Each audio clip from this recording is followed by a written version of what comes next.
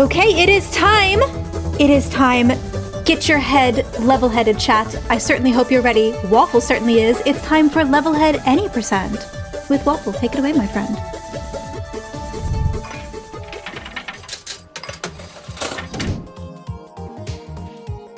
Hi everyone, I'm Waffle. You may know me from yesterday's speedrun of Forza Horizon 4. Sadly, life is tough, and I had to sell all my cars, and now I work full-time as a courier. And helping me... And I hired a teacher, so he would help me with this job. Hello, I am Illegally Sam. I am the one responsible for this run here today. Yeah, so I think the run is quite long, so there is a lot of time, a lot of to speak about things. So we can just start right now. Like 3, 2, 1, go. Good luck. Thanks. Well, like we said, this is Levelhead. And for anybody who's never seen Levelhead before, it's a 2D precision platformer. The main draw of this game is that it has a focus on user-created levels and level building, but today you're just going to be seeing the campaign. Any percent for the campaign is just beating all 63 levels in the campaign that are required to reach the credits as fast as possible, using whatever means are necessary to get there. And many of those means necessary involve our little robot guy here. This is GR18, trying to deliver packages as fast as possible. And in addition to, you know, having to pick up the package and deliver it to the goal at the end of every stage, the package is also a very, very important platforming tool. So basically the way every level goes is you gotta platform through the levels until you find the package, and then take the package to wherever the goal is located. And once you have the package, you can use that package to just absolutely go through those levels as fast as possible in various ways, because you can jump off of the package while it's on the ground, you can jump off the package while it's even in midair. That's called a super jump. It's kind of, super jumps are kind of the bread and butter of tricks in this game, but it is very, very much not expected for anybody first learning this game to have super jumps down like the back of their hand or anything, because they take a good amount of practice to get used to. I don't know if Waffle will be going for any of them or not, but regardless, just be aware that, you know, the package is a platforming tool at the end of the day.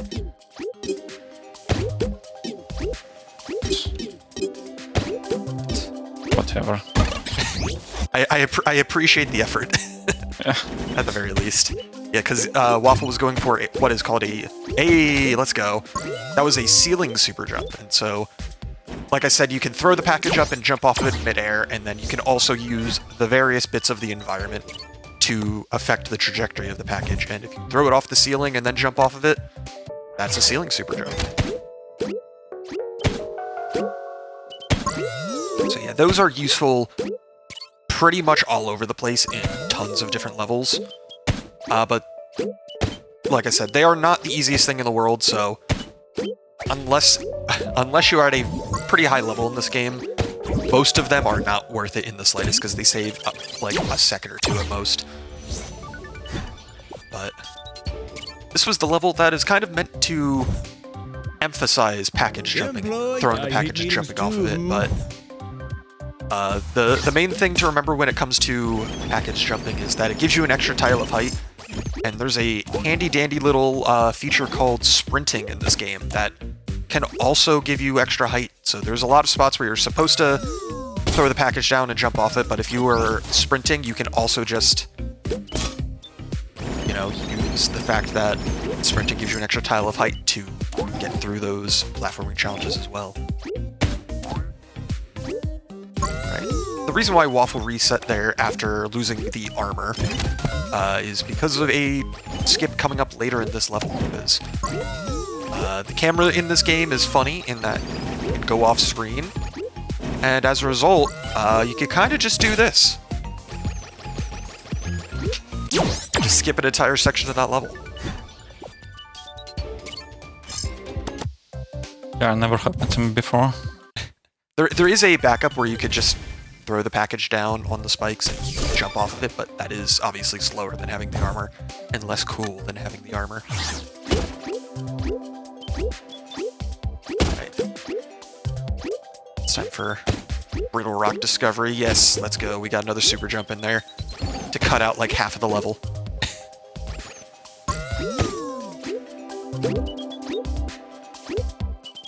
Yeah, something else to note about some pretty like inconsequential speed tech to a viewer, but very important over the course of the run, is at the end of every single level, as you can see, the goal has those little dots above it. And what those dots do is those are the dunk bonus, because like any good package delivery service, the higher up you slam the package down while delivering it, the more points you get. But the unfortunate thing is, using that dunk bonus to get extra points is actually very bad in a speedrun. Because the higher up you are when you hit the goal, the longer that animation at the end of each level takes. And so a maximum dunk of 3,900 points takes approximately a full second longer to end the level than if you were to do a minimum dunk. You're a real go-getter. And, 1 second's not like that big of a time save, but over the course of 62 levels, obviously that starts to add up pretty quickly. So pretty much any time where it's convenient and doesn't take too much time to set up, Waff1e will be trying to get a minimum dunk to save just a little bit of time on every single level. There are some levels where it's kind of inconvenient to get a minimum dunk, so it's significantly less worth it, or even just outright not worth it at all. So it is not used on every single level, but if you're just approaching the goal horizontally, just don't jump and you save time.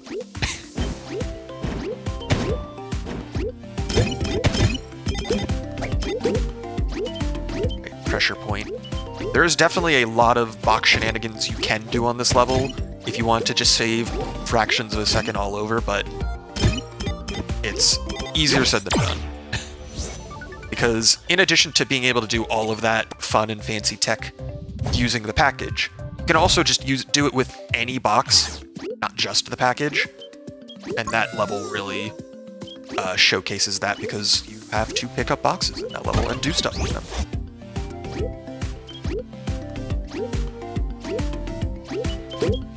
This is a cycle level.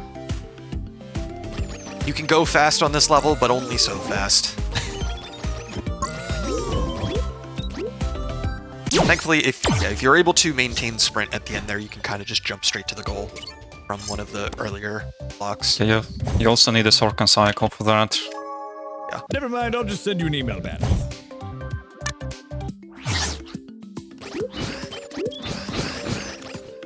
That's like the main thing with sprint is that extra tile of jump height, but obviously having sprint means you run faster, and running faster is good in a speedrun. So both of those together are very important throughout a lot of these levels. And the way sprint works in this game, as far as like actually getting it, it's like not too dissimilar to something like P-Speed in Mario 3, where you just have to run uninterrupted in a straight line for enough blocks, and then you'll just have sprint. You don't have to hold a run button or anything like that. So basically, as long as there is an unbroken stretch of about 7 tiles of ground, you can get sprint pretty much anywhere. Alright. This level introduces the first power-up of the run, because what's a good 2D platformer without some power-ups? This is the Tiptoe. Tiptoe is the wall jump power-up, because it lets you cling to the ceiling and jump off walls. You can wall jump as much as you want, there's no limit to that, but you can only hold on to the ceiling for a limited amount of time before you have to touch the ground or a wall again.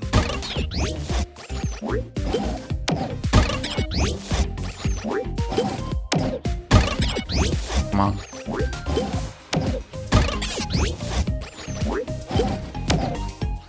There you go. Let's go. That jump is deceptively difficult.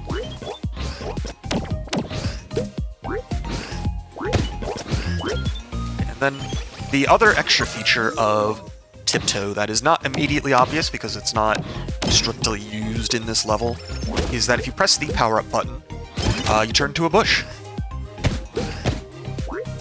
There is actually functionality for that. It's not just to turn into a cool bush. But turning into a bush is cool. Now, what the bush does is it is basically stealth mode, where it'll make it so you can travel through enemies without getting damaged. And that will be very important in a couple of levels because it is required.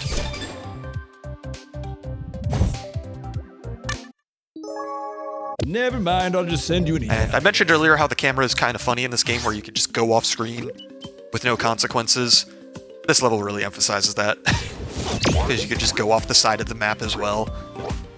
And so basically the way the camera works in this game is you can go off the top of the map pretty much as far as you want with no consequences. You can go off the side of the map about 1 or 2 tiles before the game will force you to either go back inbounds or it'll just straight up kill you if you go too far, but there's no like time limit or anything, it's a distance thing. And then the bottom of the map, you could technically go off the screen on the bottom of the map and come back up. But you would need to be able to defy gravity in order to do that, so outside of like user levels and some very specific tech, it's not useful, unfortunately.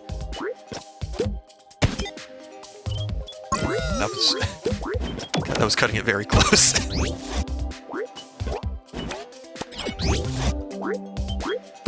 Yeah, this is the level that's kind of like introducing the bush to you, because there's several enemies that you have to go through, but...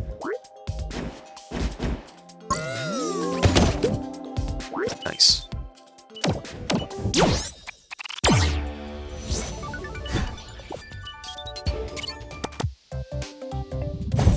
Something else of note is that every single level has a ton of collectibles and stuff like that.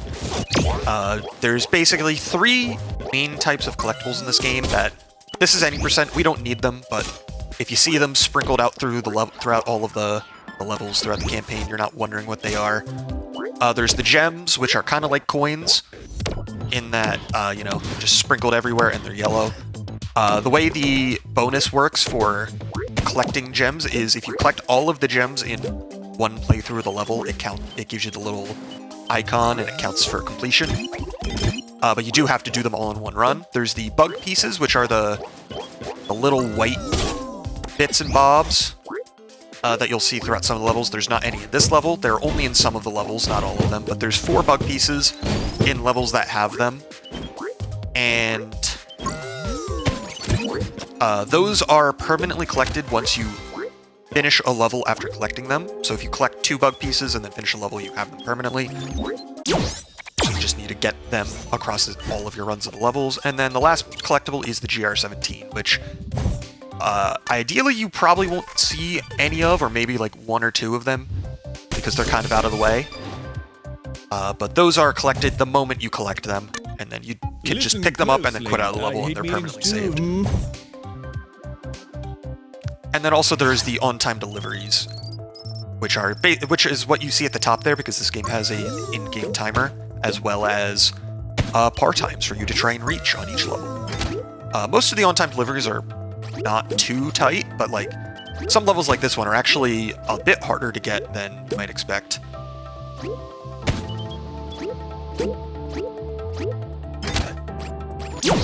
Thankfully, Waff1e is a master. I don't say that. I had a feeling you were going to argue with me after that.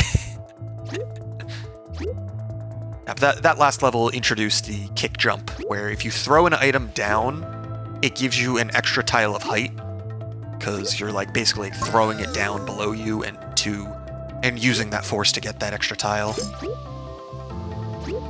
Nice. It is a very precise jump, because you have to pick up a package, and then there's one platform that is 1 block.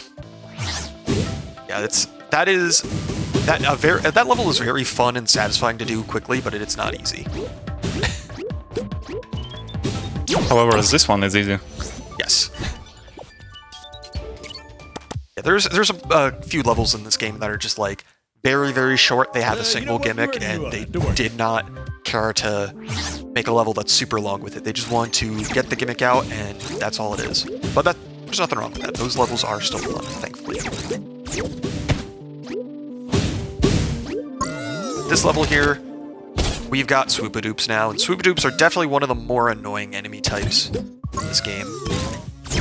Because they lock onto you and charge at you, and while they're charging, they are very capable of killing you, but you cannot damage them back, unfortunately. Yeah, they also can stuck in the walls. Yeah.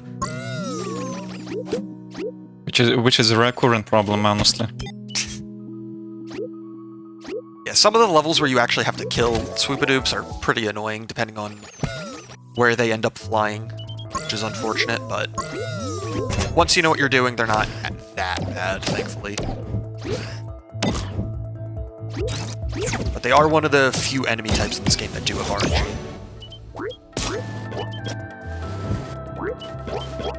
And it's time for some sequence breaking. There we go. I mentioned earlier how the kick jump makes it so that you get an extra tile of height when you throw something down. And so if you cling to a ceiling with the tiptoe, go around a corner and throw an object down, you can actually get up and around that corner and start climbing up the wall, and that lets us just skip an entire section of this level. Because this level's kind of set up like a Zelda dungeon of sorts.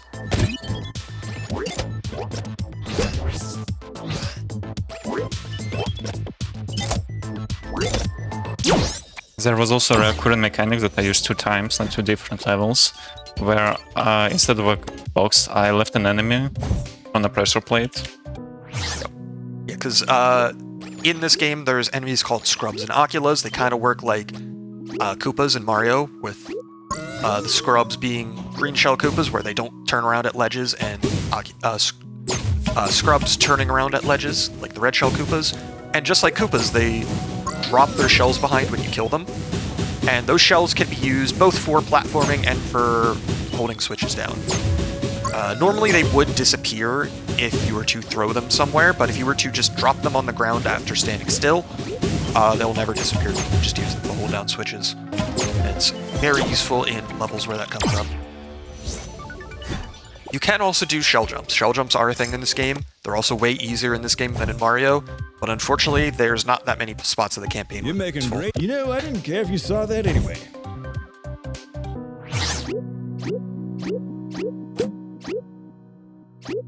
Now it's time for the second power-up of the run.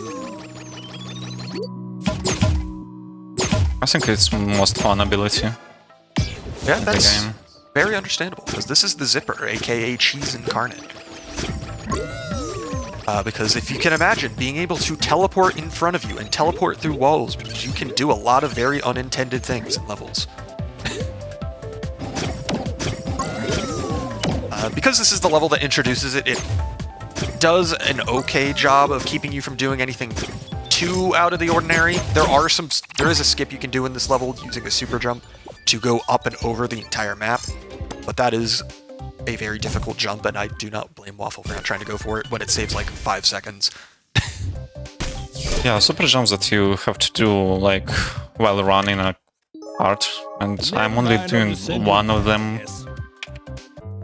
in the last level because it saves a ton. Yeah, so that's a thing about this game. It's like if you want to just pick up this game and try learning and speedrunning it, in true precision platformer fashion, there's a ton of tricks that don't save a lot of time and are really difficult. And so if you want to try and get like really good at the game, get like a top level time, then you're going to need every bit of time save you can get. But if you're just starting out, you know, saving 3 seconds here, saving 2 seconds here at risk of losing 10 plus seconds after dying a whole bunch of times, it's better just to go for the safer strats until you get more comfortable with things.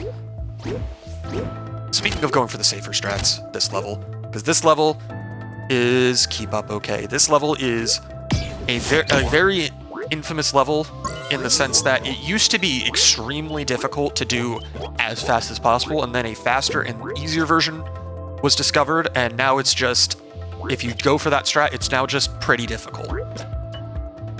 But that being said, if you mess up, you lose a ton of time, so safe strats galore. I absolutely do not blame you for going for them. This level. Are you talking about like infinite ceiling grabbing? That is the old version. There's actually a newer version where if you get sprint in that first section, there's a second platform in that section where you were waiting for the platform to come up. And the only way you can reach that platform in time is by entering that section with sprint. Otherwise, that platform is normally never supposed to be accessible. But getting sprint and maintaining sprint is difficult at level because it's not meant to give you sprint there.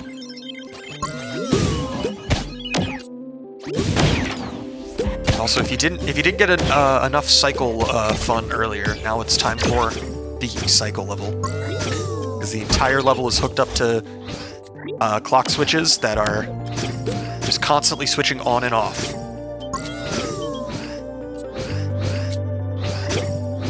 That makes this level actually pretty difficult to do quickly, because a single mistake means your cycles are off, and if you try to get a cycle and you mess up and you skipped a checkpoint to try and make that cycle, then that's just even more time down the drain. But now it's followed up with a hold right level.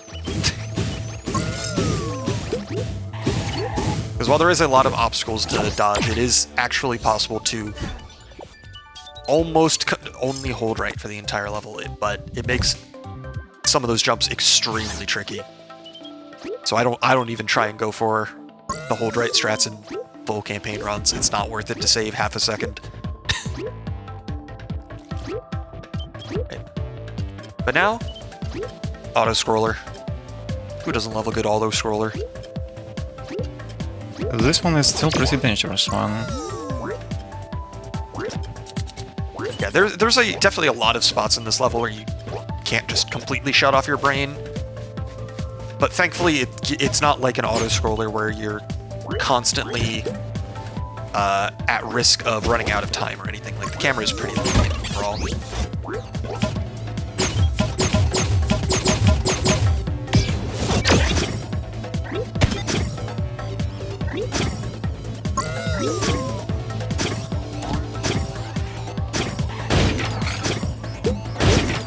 The funny thing about this level is that because it's an auto-scroller, you actually want to minimize the amount of times you zip, because zipping freezes the game for a fraction of a second.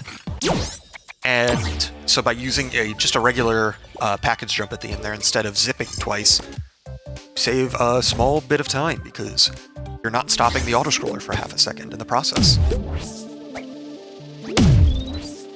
Right. This is Bomb Traveler.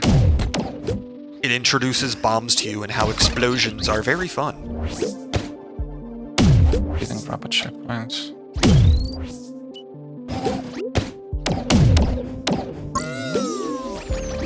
Because explosions in this game, they do hurt enemies, but they do not hurt you. They just launch you instead. And so, if you're able to leverage that correctly, you can go very, very far, very, very fast. Like that.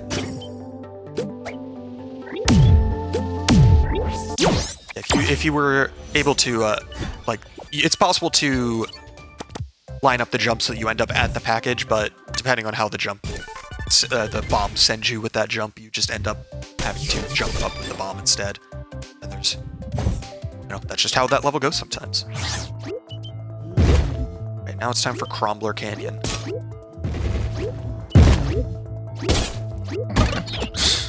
This was very dumb. This level is tricky. Especially if you're trying to do it quickly.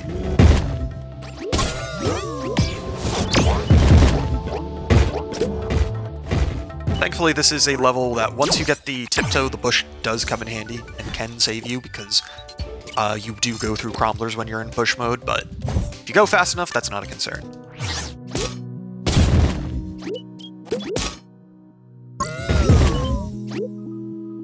This is Concrete Legend. This is another very brutal level if you're trying to go as quickly as possible because of the cycles.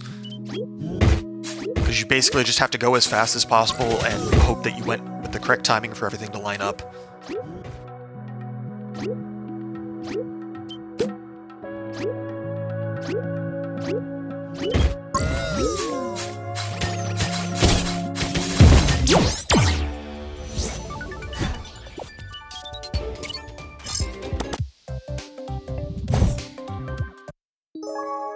You know, I didn't care. This one is horrible.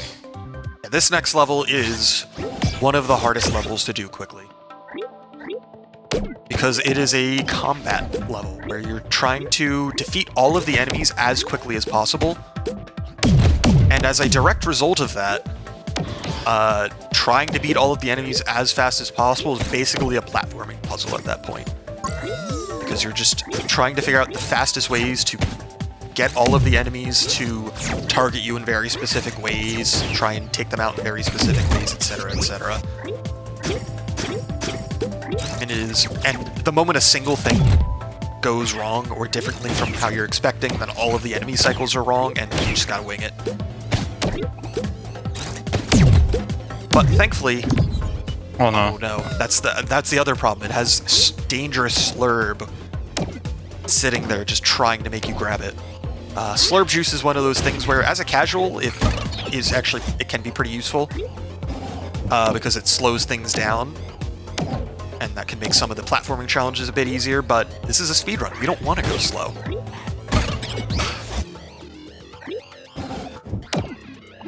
You know what?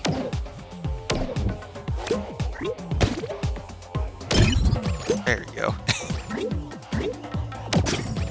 And thankfully, because the game gives you zipper, you don't need to go grab that key that was in one of those other rooms. You can just zip through the door instead. Alright, and Waff1e just opened the settings menu right there. That was not an accident or anything, that was intentional. Because the way the movement on the world map works is some of the distance between the tiles is a lot longer than some of the other ones. That one specifically was about 2 seconds or so of watching your ship move to the next level. But if you start the movement to the next level, open the settings menu and close it, it'll just instantly put you on the next map tile. And so by opening the settings menu strategically on levels that have very long distances between them, you can actually save time by doing that instead.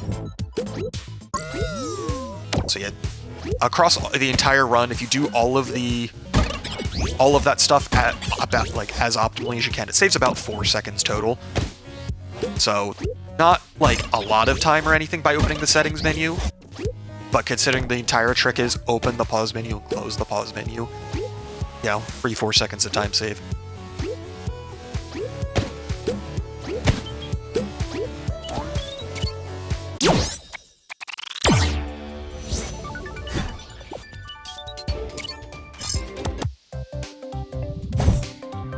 And something else to note. You hate meetings too. Yes, we are skipping all the cutscenes. It's very unfortunate because the cutscenes in this game are pretty funny. But at the very least, the narrator does chastise you or agree with you sometimes for skipping all the cutscenes, so you still get some funny dialogue. And the other thing that is on the world map that are tiles that are not levels are vendors. What vendors are, they're basically your reward for playing the campaign. They give you icons to use for your profile and for levels that you make. Obviously, those don't really matter because we're just playing through the campaign as fast as possible. But those are still required tiles, and so the fastest way to get through those menus is you have to reveal every single icon manually. Normally, the way you're supposed to do that is you're just supposed to mash a button on your controller or on your keyboard to progress them as fast as possible. You can also use your mouse to reveal them. And so while your controller is revealing them from left to right, mouse to reveal them from right to left, and reveal them just twice as fast. That's unfortunate. This level has a cool trick using the pop jaw medallion. So those pop jaws are those teleporting shark enemies that you saw, and when you defeat a medium-sized or big pop jaw, they drop a pop jaw medallion. But how that works is it's an item where if you drop it or throw it, a couple seconds later, it'll teleport you to wherever the object is.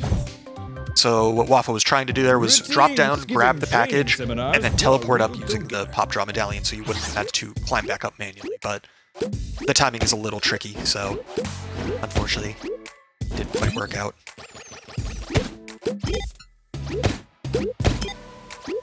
Now we got positioned some boxes in place. Our reward is the next power-up. This is the Waylay. It punches. So yeah, the way the waylay punches work in this game is if you're on the ground, it will do a horizontal punch. And if you're in midair, it does a diagonal punch.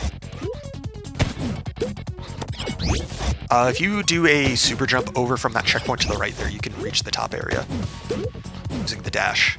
That works too. That looks way cooler. And is also way harder.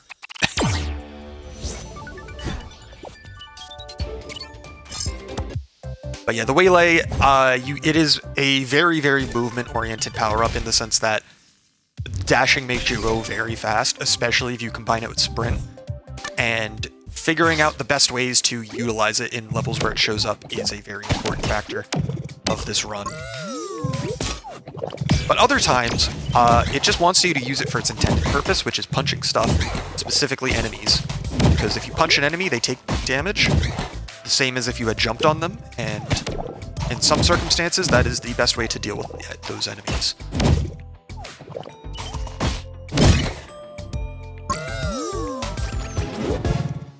Alright, and then this arena here is, it kind of wants you to defeat that giant pop draw, but the way the detector is hooked up is it only keeps track of the pop draws in the arena. And so if you just make him teleport away, it just thinks he's not there anymore. That means you beat him. Go finish the level.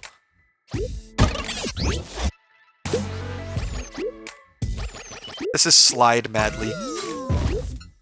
This one is a bit tricky because of all the conveyor belts, or as they're called in this game, toe sliders. Because all of the objects in this game have funny names, because it's not fire bars, it's Bernie whirlers. It's not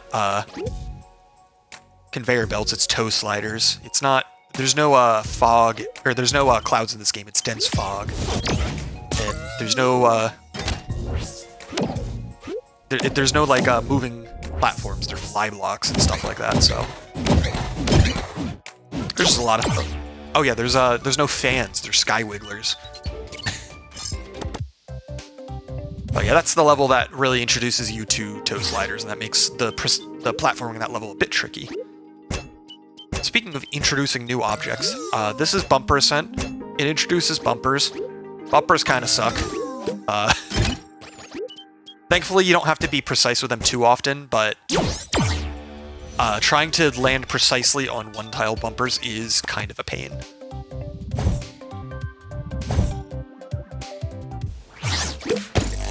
But I mentioned earlier how the zipper is cheese incarnate.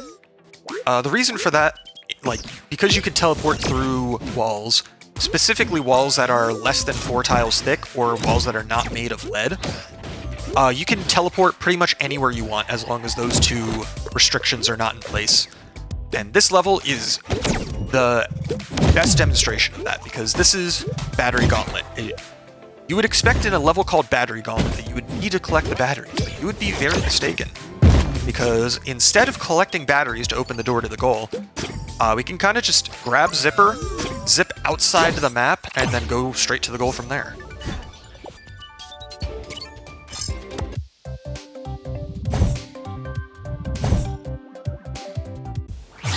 Alright, good luck. This is Hollow Mountain Hike. This is one of the most difficult and most infamous levels in the entire campaign.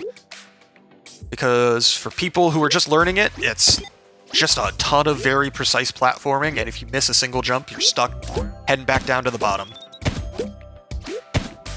And for people who are very experienced with this run, if you miss a single jump, you're stuck heading back down to the bottom, and you can't climb your way back up. This level takes no prisoners. It does not care about your experience or how good you are at the game. A single mistake just spells your doom. I like to associate this level with getting over it. It honestly is. It is a getting over it level, basically. Oh, nice. And that, yeah, that's... There's not too That's many... what you get by not grabbing a checkpoint, I guess. Yeah, there's not too many obstacles in this level that can outright kill you. Most of it's just making you fall back down. But yeah, you want... This is, if you don't grab the checkpoints, it's brutal.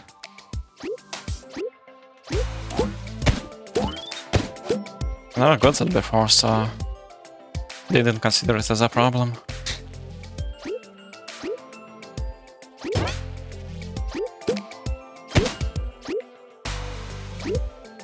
Yeah, because even if you were to do this level as fast as physically possible, and like do the fastest IL strats, it's still more than 3/4 of a minute long.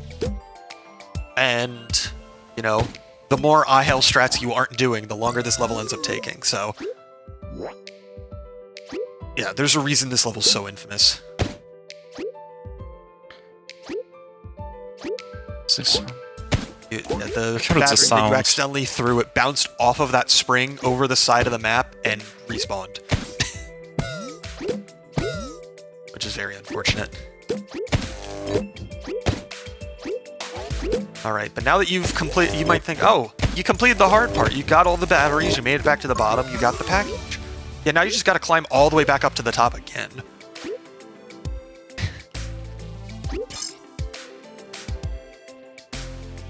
Yeah, when this level put hike in the title, it was not exaggerating.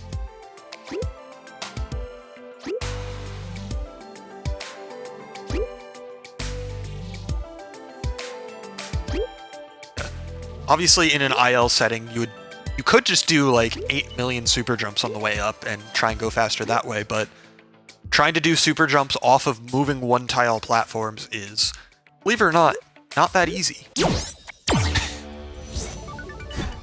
GG's, you made it through. You survived. Yeah, lost like a minute, but we don't talk about. Alright, this next level has one of the coolest tricks in the run, and I'm hoping that Waff1e is going to be able to get it relatively quickly. Because this is Incredible Skip. The way Incredible Skip works is that when you take damage while you have armor, you are launched back in the opposite direction. But the way it interacts with fire bars is a little weird in that it gives you way more height than it does off of pretty much any other object in the game. And so by combining that here at the beginning with like a well-timed jump, wild damage boosting off of this fire bar, and leveraging the zipper, Waff1e is trying to get on top of the map here.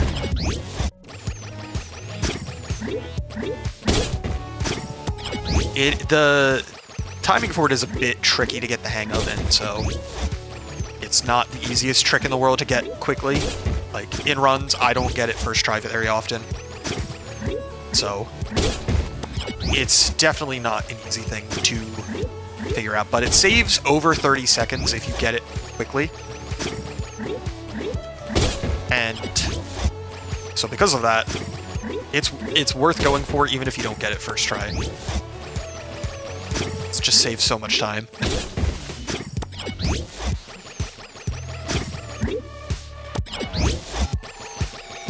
Thankfully, this checkpoint is here because attempting this trick without that checkpoint would be so much worse. If you had to restart from the beginning level. Hey, let's go. So Well, we didn't save anything with this, but at least I showcased it. Yeah, here's all of the level that we're skipping. And you're not supposed to have zipper at this point in the level, so in addition to skipping all of that stuff before, we get to just skip right to the end of the level.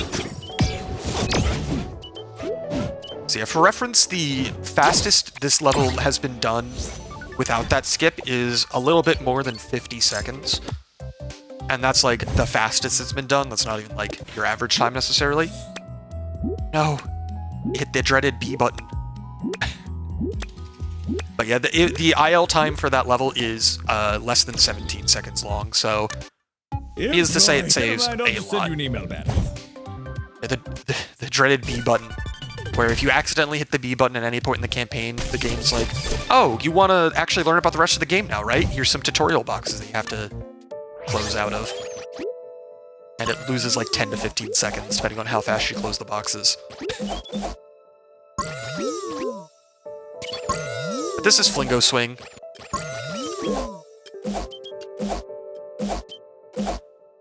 The way Flingos work in this game is you grab towards them and then they launch you in the opposite direction. The further away you are from a Flingo, the further and faster it launches you in the opposite direction. And so if you're grabbing one horizontally, you want to grab it from as far away as possible because it'll just send you way faster than if you did it up close. And for ones that are above you, you want to grab them from as low down as possible. Not all of the time, but a lot of the time, because they'll send you higher. This level is 4-point plunge. It's basically got 4 switches in each of the corners, and you have to go toggle all 4 of those switches to beat the level. But thankfully, the right side of this level is open, and so you can kind of just go around the side of it, and just go straight from the top right to the bottom right. Unfortunately, you can't do that on the left side. You have to do those 2 sections kind of as intended. Like I said, kind of as intended. But thankfully, it's a pretty cool level when you're able to get the strats down pretty easily. You hate meetings too, hmm? And another quirk of Flingos is that if you grab a Flingo horizontally while you're standing on the ground, it will instantly give you sprint. And so there are spots in these levels where if you grab a Flingo while on the ground, you'll just instantly have sprint, and that's why that is the case. That's just how Flingos work.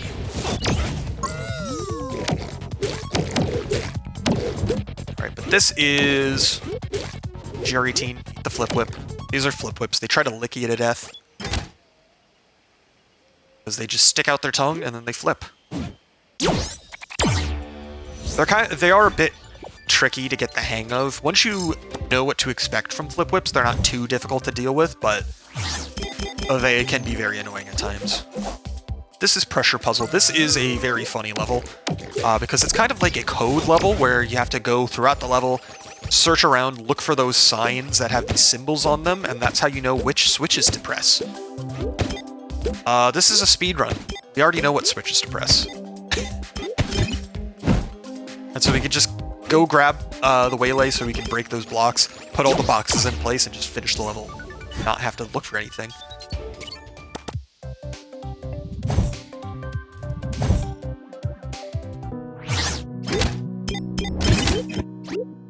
GR18 in the machine. This is an interesting level because it's a gimmick level where you have to drop these enemies into these buckets using these switches. Once you learn a good strategy to land them in those buckets as quickly as you can every single time, it's not too difficult of a level, but if you try and just do that level off the rip with no prep work, it's horrible because you have to try and keep track of which switch aligns with which enemy spawner, try and land them in the boxes. Those boxes are deceptively small on top of that. It's a very annoying level. Alright, but now it's time for another enemy gimmick level. This is Temple of Karma. Basically, you have to get through this entire level without killing a single enemy, and the game will do its darndest to try and make sure you do kill an enemy.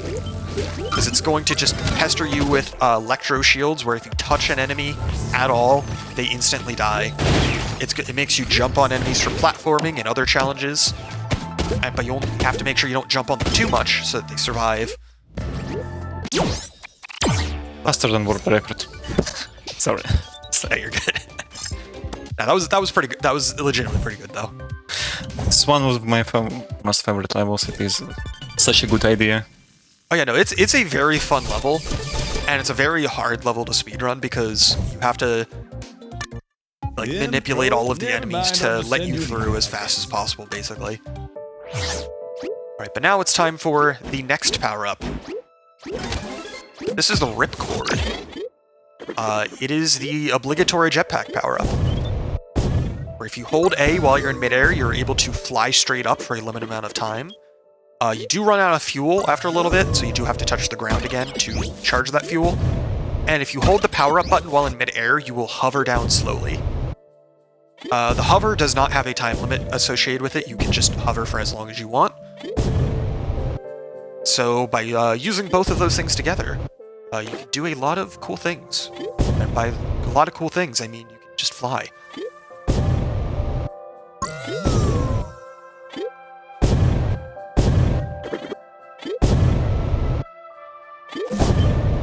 Let's go.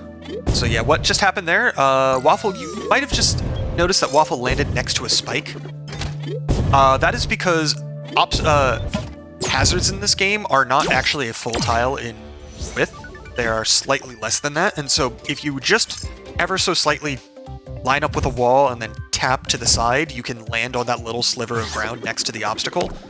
And by using that pixel jump, Waff1e was able to land on the ground, recharge the Ripcord ability, and use that to just keep flying straight up and skip a small section of that level. This is only air. You will not be seeing only air skip, because only air skip is the hardest trick in the speedrun that we go for. Because it is actually technically, I mentioned earlier how the bottom of the map is very deadly unless you can defy gravity. We can fly, so we can defy gravity. So you can actually go under that divider in the middle of the map there. But doing that without dying is extremely difficult and extremely precise. And it only saves 10 seconds, so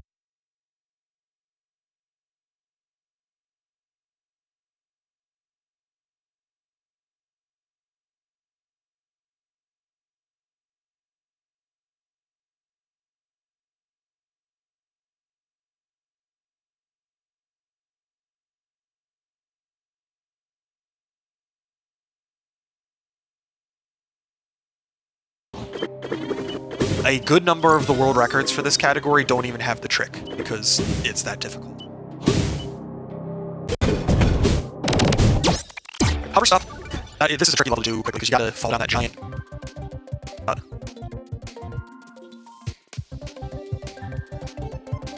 Should I continue?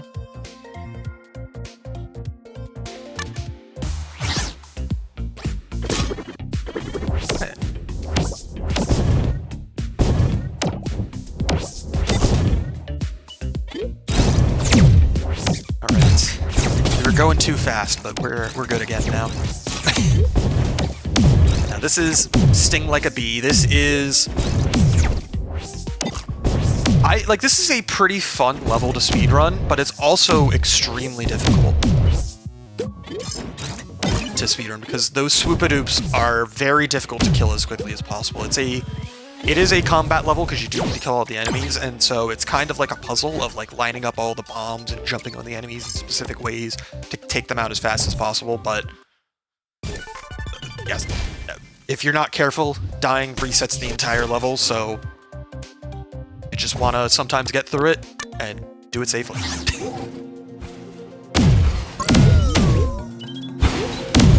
Alright. This is Boom Boom Pop. This is a fun one because it leverages explosions to make you go fast.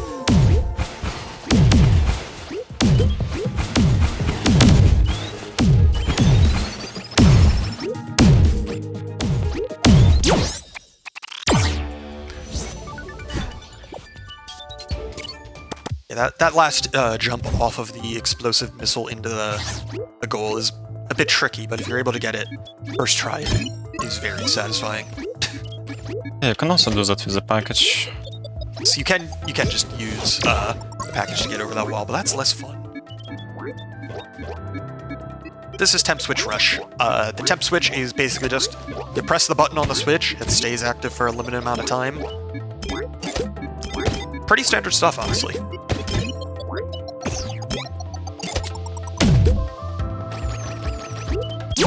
But thankfully, we're using Sprint. You can just go straight up to the end there, and you don't actually have to use that switch there to get up there.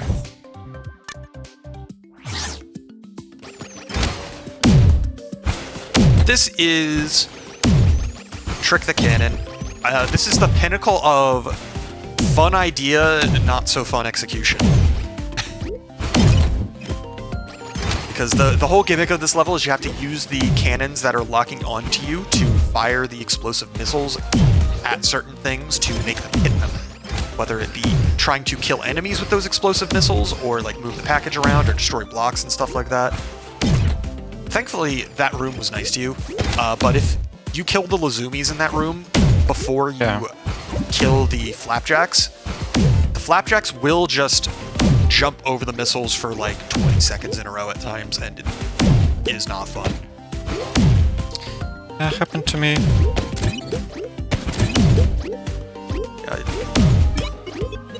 There's a reason this is one of my least favorite levels in the speedrun. That's because if things go poorly, they can go very poorly, and It's not even like you messed up a jump. That's the reason it happened. It's just the game decided to be mean. Yeah, just at some point it becomes a casino. This is, in my opinion, the best level name in the game. This is Grand Theft Grotto. This is basically just like a giant collection of tons of small challenges.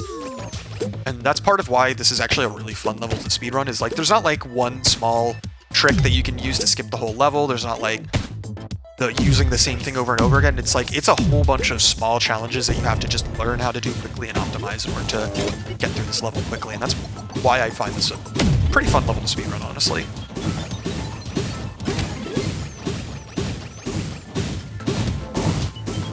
That being said, even though all of these challenges are pretty, like, sectioned off on their own, and none of the individual challenges are that intense, that doesn't mean all of them are easy. Like, it's a fun level to speedrun, but it's also a really, really difficult level to speedrun because it's just got so much going on in it. Nice. Got the bumper boost. This room right here is one of the reasons why this level is very difficult to speedrun, is because you have to maneuver around to kill that flapjack and try not to grab the slurb. Because grabbing the slurb just feels bad.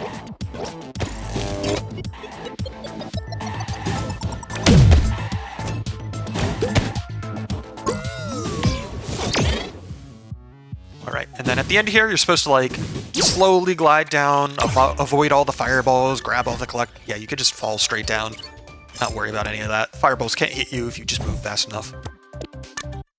Employee. You know what? You already knew all that. Don't worry about it. Alright, now it's time for the final power-up of the speedrun. There is technically one more power-up, but it was added post-launch, and so it is not featured in the campaign. So we don't have to worry about it. But this is the rebound. Because you need to have the obligatory power-up that shoots projectiles. But this power-up doesn't just shoot projectiles, because it shoots the projectiles and launches you in the opposite direction at the same time. And on top of that, you can bounce off of the projectiles and use them for your platforming. And those projectiles can damage enemies and hit switches. So it is a very versatile power-up, but it is... Because you fire and get launched in the opposite direction from where you're firing, it definitely takes a bit of use to really get used to how it works. There's a reason that there's a lot of people in the community that say this is probably the least intuitive power-up. I don't know if I agree, but I definitely understand why they would say that.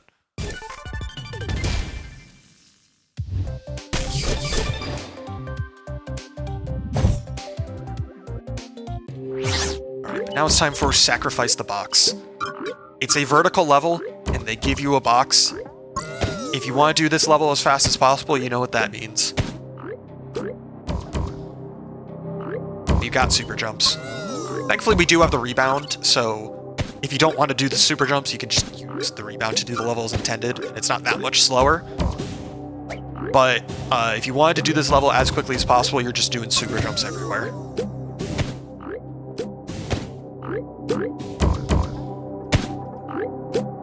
So that makes this level, like, I think this is a really, really fun level to speedrun. But it is very, very easy for things to spiral if you aren't hitting your super jumps, unfortunately.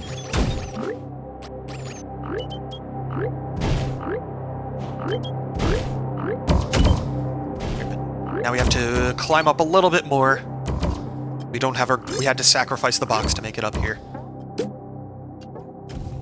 And another box to sacrifice. But thankfully, sacrificing a box to the box gods gives us the package.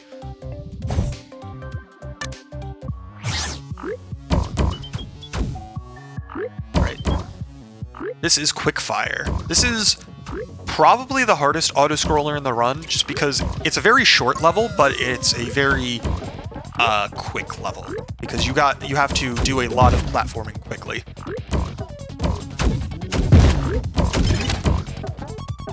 Thankfully, if you nail it, in and out in less than 25 seconds.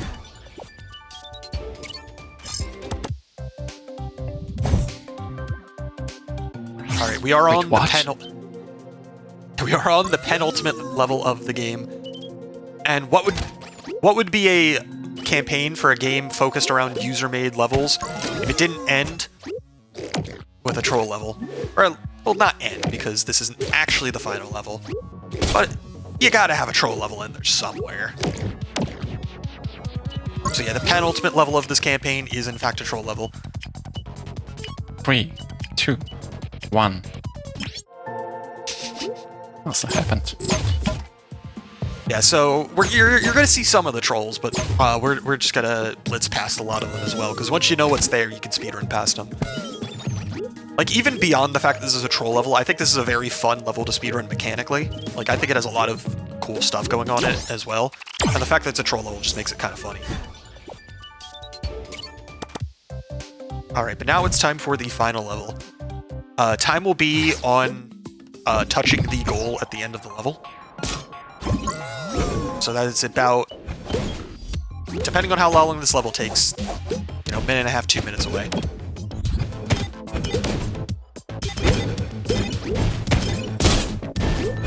This first room is rough.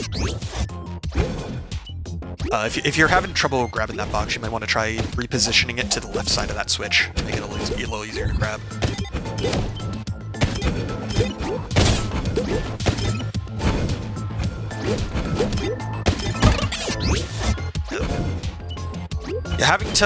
This is one of the few rooms in the game where having Slurb is actually legitimately helpful. Because it makes it way easier to actually tell what's happening with all of these missiles and everything. Yeah, let's go. So yeah, the game isn't intending you to carry a box through that door with you, but by carrying a box with you, super jumping up here, and grabbing the ripcord, we just skipped an entire section of the level. Because this is the final level, it's kind of like a last hurrah kind of level, where it wants you to, like, interact with, like, tons of, like, stuff you saw throughout the campaign as a section for each of the power-ups, stuff like that. You're not going to see the tiptoe section, because we skipped it.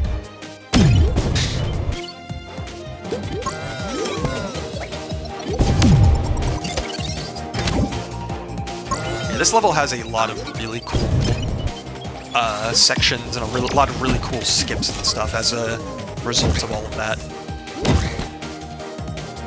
Naturally, it's got to give the combat power-up a combat room.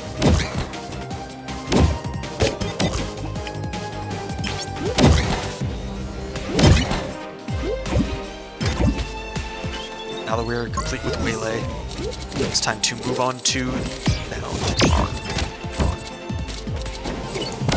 So the Rebound is technically also a combat power-up, so the game is also going to give a combat section for this power-up, but first we gotta platform it a little bit.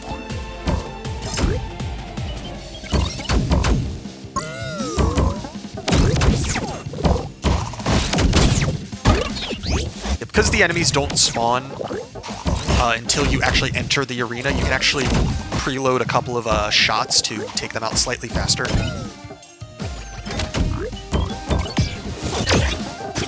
Now that we have the zipper, we're almost at the end, because this is the last of the power-ups that we'll be collecting.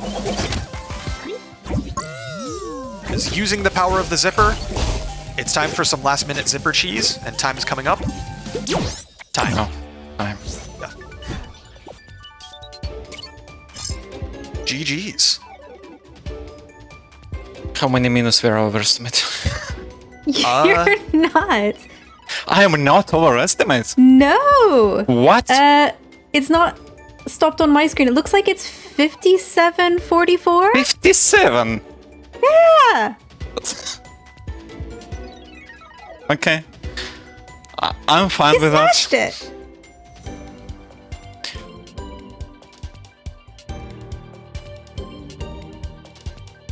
All right. Yeah, that was Levelhead. Thank you, everyone. I hope it was very entertaining for you. It is a very action-packed run with a lot of stuff going on, so I had to stay focused. Thanks very much, Sam, for commentating this entire run and for helping me with some skips. Thanks for learning the game and shown it off. What a cool game. Waffle, where can we find you? You can just find my speedrun.com page. It has all the links. And Illegally Sam, where can we find you? You can find me over at twitch.tv/illegallysam. I run this game. I run other games. I run a game in this marathon tomorrow that I've been running for a while. So tune in for that if you want to see some hot Dragon Ball action. But Ooh. yeah, that's what I've got going on. Well, amazing. Thank you both so much for that absolutely incredible run. Seeing that little robot fly around like that with all the packages makes me feel a little less bad when my packages are delayed because I see what they go through. And with that, chat, we're going to take a quick break, and I'll be back with you guys shortly. Don't go anywhere on Speedromizer 8.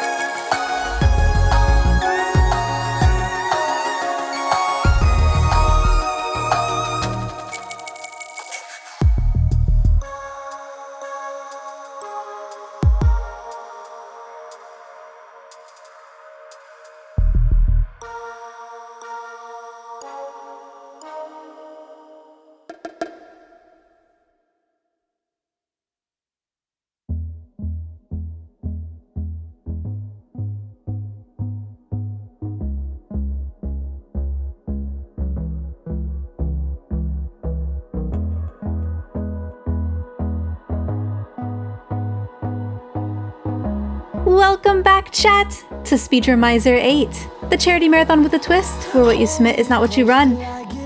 As you've seen as I've been here, all these runners have had a game that they have never seen before. They submitted a game, but they did not run the game that they submitted. They had to learn a game in 90 days and make it happen. And as you've seen, we've had a world record.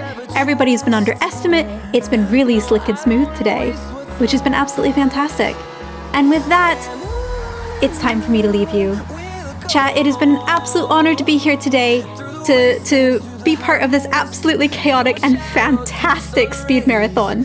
But don't worry, even though we're having an exchange of duties, you are in good paws. I'm going to be leaving you with Lily because coming up next we've got the Archipelago run.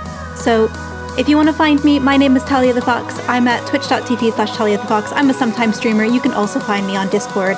My name's just Talia. You can find me there. I'm vibin'. And I'll see you guys around the internet. Be good, stay safe, chat, and I'll see you later.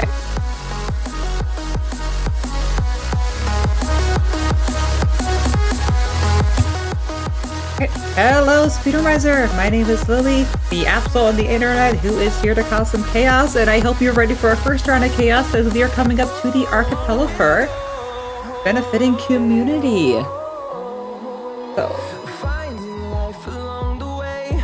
and as our wonderful host Flora said, that this is a marathon with a twist. What you submit is not what you run. So I hope you love. Coming up here in just a couple minutes, we are going to be doing a fun archipelago, a fun mix of 3 different games. We have Tunic, Pokemon Crystal, and The Legend of Zelda: Ocarina of Time. 3 super fun games, 3 completely different genres, and it's gonna come out to a super fun, super amazing time.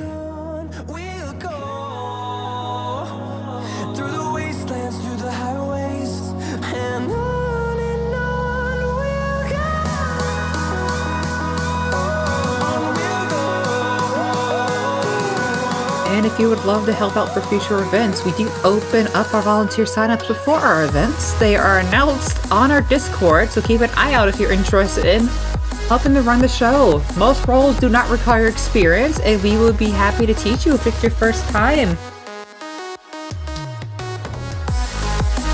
And speaking of volunteering, we call them signups and not applications. This is because as a member of our community, we offer you to give your own time. We try as much as possible to let you be involved.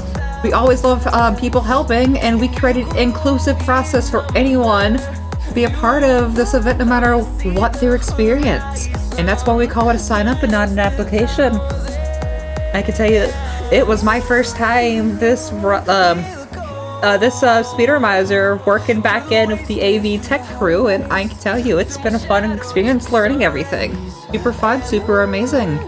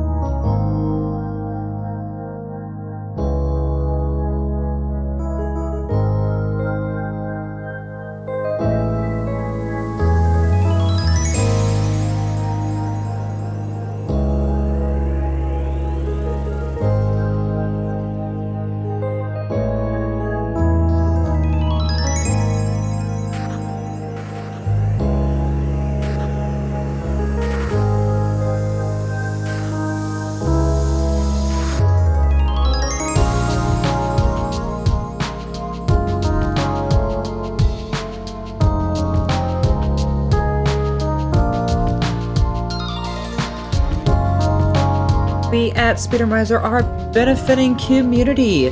QMUNITY is British Columbia's queer, trans, and two-spirit resource center, providing a safe place for two-spirit, lesbian, gay, bisexual, transgender, queer, and intersexual and asexual folks and their allies. They improve the lives of their communities and provide them support through an array of programs and services, like its youth, seniors, and older adults. Counseling, employment, and informational and referral programming and services. They help connect folks through their volunteer opportunities and peer support groups. Community also provides education services and queer inclusive training through publications, one-on-one consultations, and interactive workshops.